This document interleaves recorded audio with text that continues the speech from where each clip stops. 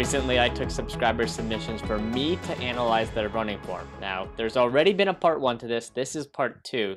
If you haven't already, you should go watch part 1. If not, you'll be fine.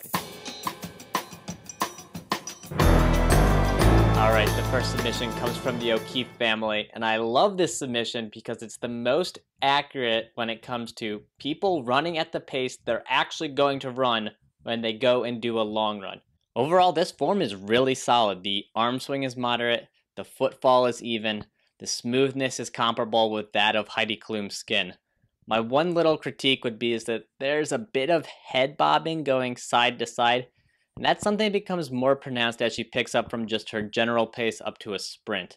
Now, if you want to emulate really good form in this regard, look here at Meseret Defar from the 2012 Olympics. You put a cup of tea on her head, filled to the brim, let her run that race, you're not going to lose a single drop. Now, that is form you want to emulate, but this is a good second place. Our next clip comes from Madeline, and this actually has a lot of similarities with Emily's form from the first video. Generally, there are more good things going on here than bad things, but the bad things are more interesting to talk about, so that's what we're going to do. The first thing I noticed is that there's a bit of overextension with the stride. You can notice that by the way that the heel is coming down first. Also, it would help if there's a little bit more of a lean forward. Here's a side-by-side with two-time Olympic gold medalist in the 100-meter dash, Shelly Ann Fraser-Pryce. Look at the way her chest is leaning forward just slightly. That's the angle that is ideal to replicate when you're sprinting. Now, the big difference here between Madeline and Emily is that while Emily looks like she's playing Fruit Ninja with her hands, Madeline's got a little bit of a swim with her right arm. The best remedy here is doing core and upper body work. And now if you're saying, Carl, I don't want to do core and upper body work, you know what? I hear you. I don't do it. And look at this beautiful form that I have.